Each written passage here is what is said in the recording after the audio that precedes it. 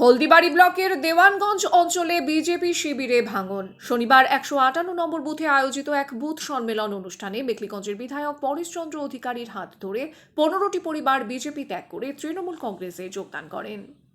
তৃণমূল নেতৃত্বের দাবি, মুখ্যমন্ত্রী মমতা বন্দ্যোপাধ্যায়ের উন্নয়নমূলক কাজে অনুপ্রাণিত হয়েই এই যোগদান। বিধায়ক পরেশচন্দ্র অধিকারী নবাগতদের হাতে দলীয় পতাকা তুলে দিয়ে তাদের স্বাগত জানান। বিধায়ক ছাড়াও উপস্থিত ছিলেন হলদিবাড়ি ব্লক তৃণমূল কংগ্রেসের সভাপতি মানুষ রায় বসুনিয়া, ব্লক মহিলা সভানেত্রী মীরা রায়, দেওয়ানগঞ্জ গ্রাম পঞ্চায়েতের উপপ্রধান নূর আলম সরকার, অঞ্চল সভাপতি সুভাষ রায়, প্রাক্তন অঞ্চল সভাপতি আলিউল সরকার, অঞ্চল নেতৃত্ব অনিমেষ রায় সহ অন্যান্যরা। ১৫৮ নম্বর বুথে ১৫টি পরিবার তারা বিজেপি এবং অন্যান্য দল থেকে তারা সদল বলে আজকে তৃণমূল দলে তারা যোগদান করলেন।